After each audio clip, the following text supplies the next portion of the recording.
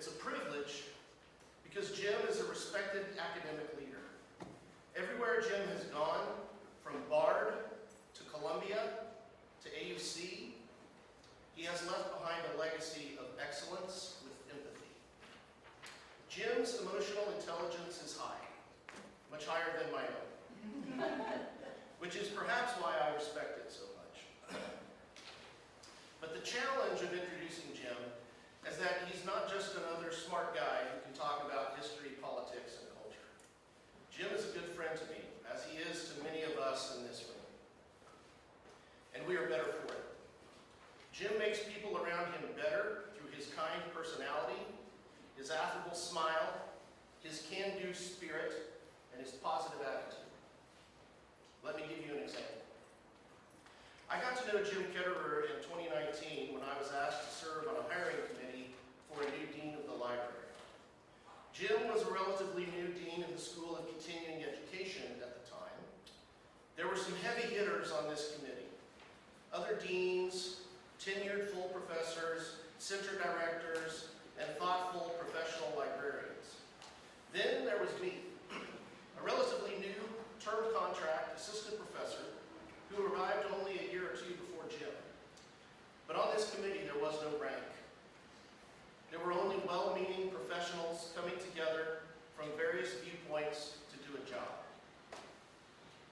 Jim led us into that, and he led us with this kind of optimistic realism that was refreshing and vital and energizing.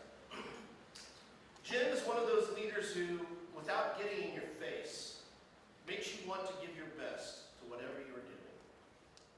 He possesses and exercises authority in a way that does not alienate. It calls you. Before you know it, you think this mission that you're on with Jim is the most important and fun thing in the world. Since serving on that hiring committee with Jim, I've had the privilege of seeing that same kind of can-do, mission-oriented, with compassion and humility attitude in Jim make a difference in setting after setting. Jim's leadership shows that it doesn't matter what the circumstances are. It matters who the leader is. Jim Ketterer is a senior fellow at the Bard College Center for Civic Engagement and teaches in the graduate program in Global Studies. At Bard, he also previously served as Dean of International Studies.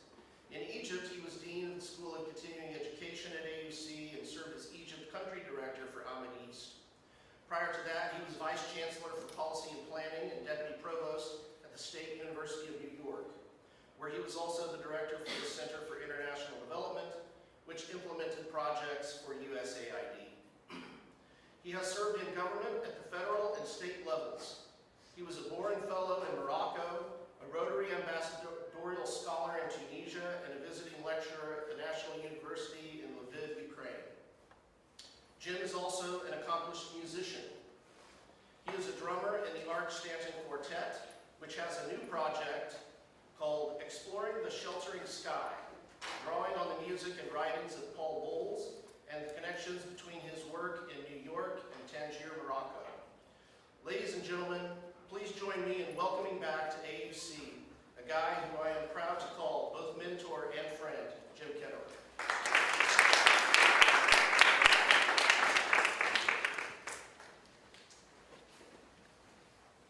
I really don't even know what to say after that from Professor Dietz. I hope somebody's recording that and I can send it to my family. Who might have a very different opinion that they could present sometime. But thank you very much.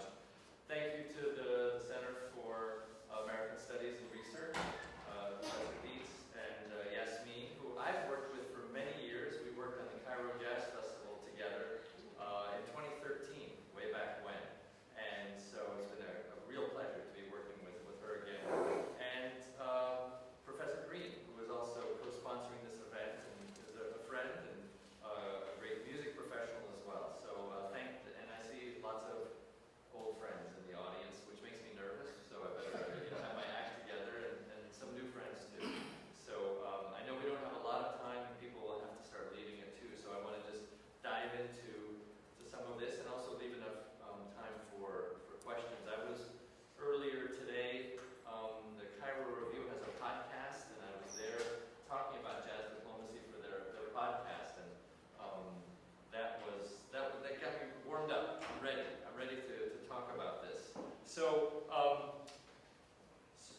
coming up with a title to give a talk at a university, it's absolutely required that it has a colon in it. If it doesn't have a colon, you have to leave. So that's why this is titled as such. But I really like the idea, the concept that this is diplomacy as a conversation. And what I'm going to talk about, though it is about jazz as a diplomatic tool, really also has a lot to say about diplomacy in general, cross-cultural communications. It's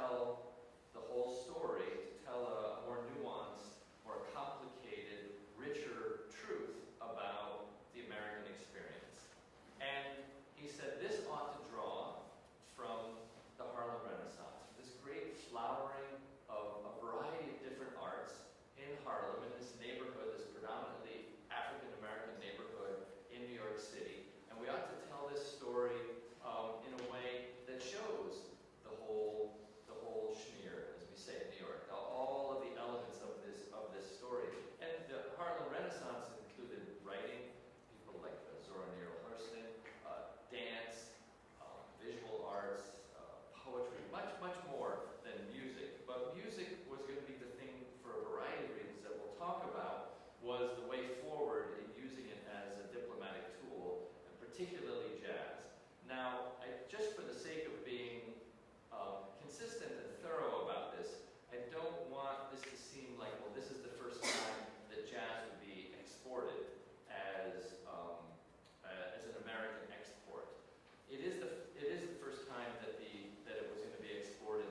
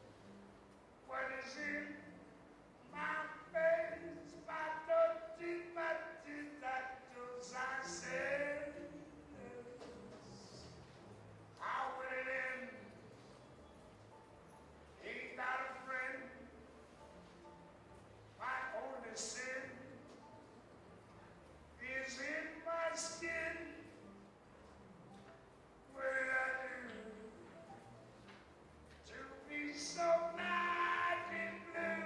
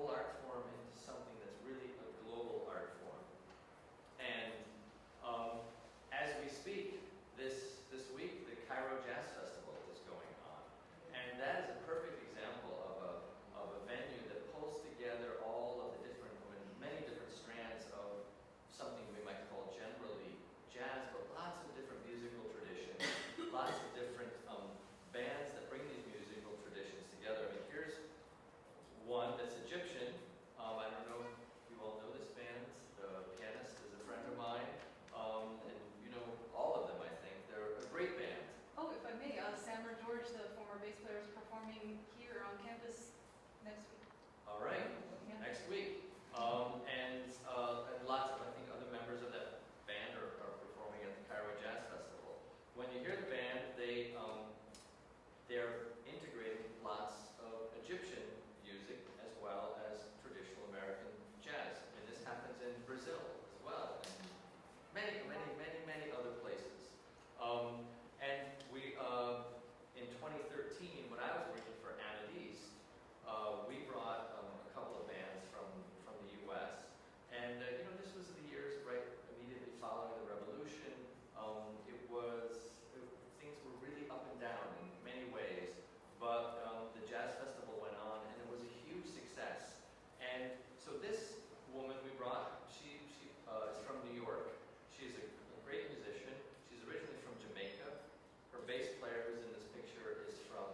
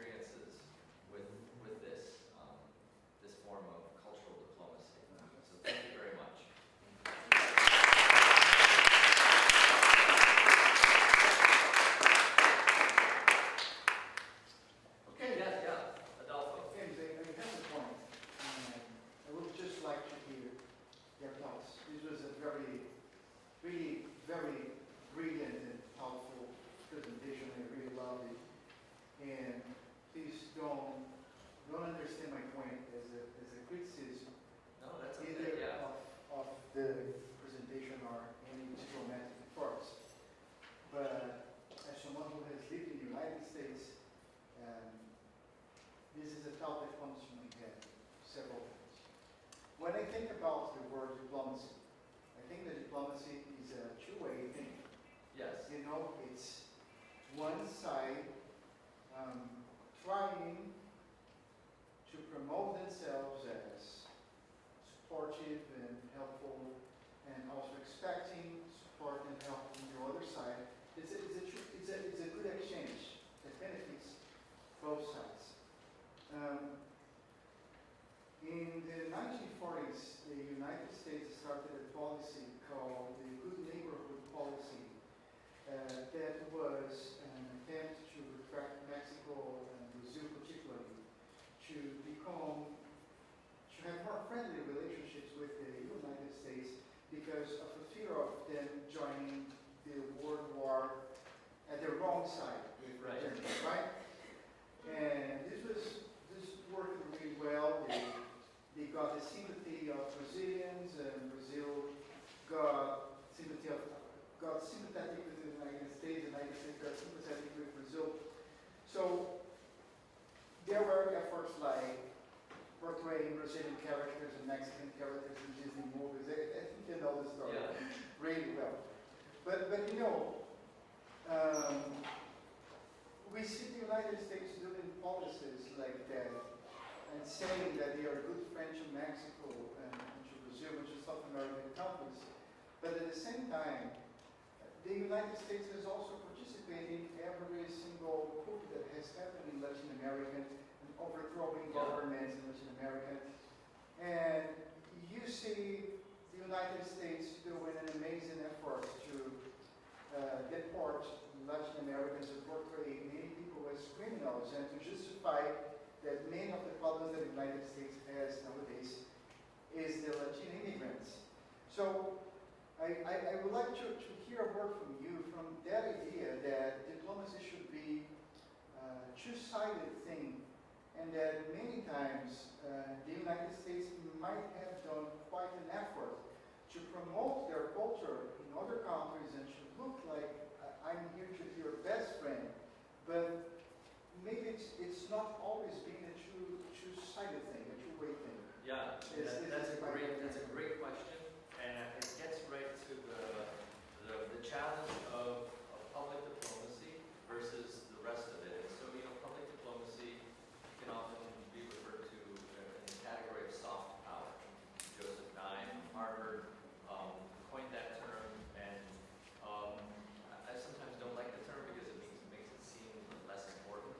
Soft as opposed to hard power, but anyway, the soft power sort of values kind of versus interests. And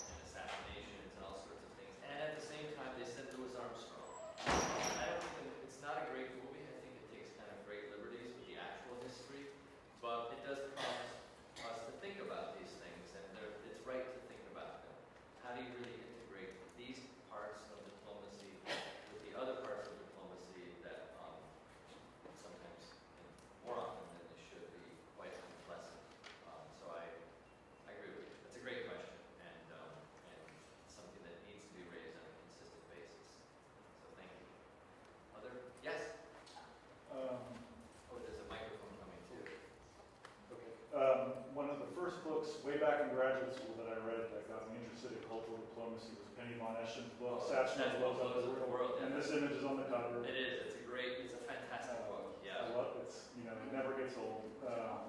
I Called guess Satchmo Blows Up the World. and I guess my question is if you had any advice for, you know, maybe students in the room or even faculty who might want to like research a subject like this as opposed to serving on the practitioner side, what would be some new ways that we could think about it in kind of forthcoming research? You know? Yeah, I mean, well, that book is a great place to, as you said, it never gets old. It's still a fantastic book, and so that's kind of a must read if you're going to go down this path. If I was saying that there's this one particular movie that I don't like, the soundtrack to a coup d'etat, but there's a couple of others that are very good. One is just called BBC and American PBS did it together. It's called The Jazz Ambassadors, and I was fortunate to get to know the director and went to the opening, the premiere for it that they held in Harlem, which was a great experience. There's another movie too. I know you're not asked about movies, but now I'm thinking about movies that is I think, really very good, and it's about a band that existed in the early '70s, an American band called Blood, Sweat and Tears, and they did a U.S. government tour to Poland, Romania, and Yugoslavia at the time. And there's all kinds of great footage, and what is particularly interesting about this is how the band suffered a very negative reaction from their American audience from having done this for a very controversial U.S. administration, the Nixon administration, during the height of the Vietnam War. Many things were highly, highly controversial. But at the same time, it was a highly effective tour in reaching out to audiences behind the Iron Curtain who loved this music and wanted to engage with this music. So it's what you were saying, Adolfo, it's this very complicated exchange. It's not just simply, oh, this music is good and everybody's happy. And, the many layers to it, and it's not all simple, and the politics intervene at all of those layers in lots of different ways. So that's a great movie. It's I think it's called What Happened to the Blood, Sweat, and Tears. But also just say, as a personal note, that particular band is important to my family because my father and my mother met because they knew the members of that band. And so without that band, I wouldn't be here. So that's not in the movie, but you get that extra. So there's that. But there's more and more good writing. A lot of the Louis Armstrong archives have been opened. The City University of New York owns his house in Queens, New York City, which is now a museum, and it's also a research center. Jazz at Lincoln Center also has a research component overseen by Wynn Marsalis, and there's a whole kind of reassessment of Armstrong. He's so central to this story. The Von Eschen book, I think, does a good job, but it hadn't had the advantage of all the stuff that's now available more recently. There's a great pianist, his name is Ethan Iverson, and he wrote an article last year on this reassessment of Armstrong. So I think that's a good place to start as well. It's just kind of, reassessing his role in the civil rights movement and his role in this musical diplomacy as well. Yes, Hi. I did. Hi, good to see you again. Yeah, sure. I had a couple of questions. One, I really like the way I never looked at jazz like this, and I grew up with parents who were in the civil rights movement, African American. My father, I used to have fond memories as a child going to Harlem and things like this, and also when I started traveling, I've been to jazz concerts in Bosnia, Turkey, and I noticed there's some level of cultural appropriation. And Yeah. I wanted to know, has there been any research on, I don't know if you heard of Fela Kuti, the Nigerian. Of course, yeah. Has there been any research on how other groups have used jazz as a tool of revolution to fight against social justice and integrated some aspects of how African Americans fought for justice, like during civil rights time? So And I you also mean had a question about this. other non-American? Yes, firms? non-Americans. Well, let me like- just start. I know it's not what you're asking, but you're making me think of. So there was an American couple who I think really took the musical art form and massively integrated it into the civil rights movement. And that was the great drummer Max Roach and his wife Abby Lincoln. And so they actually show up in this movie soundtrack, Coup d'etat. They really shouldn't have been in the movie, but they're an important piece of this story because they were specifically not allowed in the jazz ambassador because they were seen as too radical. And there's a lot of people who aren't part of this thing, like the great Miles Davis was seen as too edgy, too difficult to who knows what he might say. And others who have like just other kinds of personal problems, and so they weren't sent on these tours. But Max Roach and Abby Lincoln, yeah, for sure. I mean, I just reviewed a book about the current jazz scene in Hong Kong, and this book is also touching on kind of happening right now, recently. Given the political situation in Hong Kong, the role that jazz musicians are playing as just their mere existence. And I think we also saw this in lots of places, like South African musicians during apartheid, musicians in the Soviet space, the broader Soviet space, during the time of the Soviet Union. Just playing jazz was a radical act of resistance, and was often tried to, people were trying to clamp down on it, but they were hearing it on Voice of America. Once in a while, they were seeing some band coming through on a tour, and so I think of that too. In African terms, you also had a lot of people who were in those cases. Some of them were saying, well, we're reclaiming an art form that's really African art form, and particularly in the early days of African nations being independent, the relationship to American music and what's African American, what's American. But you said something else in passing. It's also a really important question about cultural appropriation. And so, I think these are always important conversations to have about what is cultural appropriation, what is happening. To my mind, a lot of what ends up being truly a cultural appropriation is, to use the old phrase, you got to follow the money. Who's making money on something and who is being left out of making the money. That having been said, I personally do I resist the broad brush cultural appropriation part of it. I know you're not saying that, but some people do, because I think that, as I was trying to say in this presentation, the free flow of musical ideas across cultures is a positive thing for the cultures, for the music, in a wide variety of ways. And I don't think it would be valuable to say, well, okay, only certain people of a certain time in a certain place can play a certain kind of music. That's so extraordinarily limited, and I think you could not find any musician who would support that. But that having been said, there are lots of musicians who have produced like really fantastic music, and then somebody else made money off of their music. And we could list many cases of this in jazz and in other kinds of music.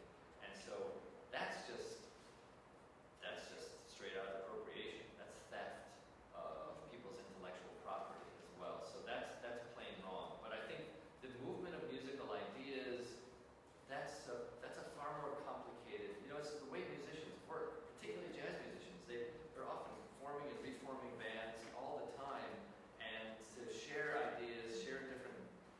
They're not. Many times they're not even saying like, oh, I've got a Senegalese thing I got to do. It's like it's just music they grew up with. Somebody else grew up with some other music, and they bring it together, and it turns into something new.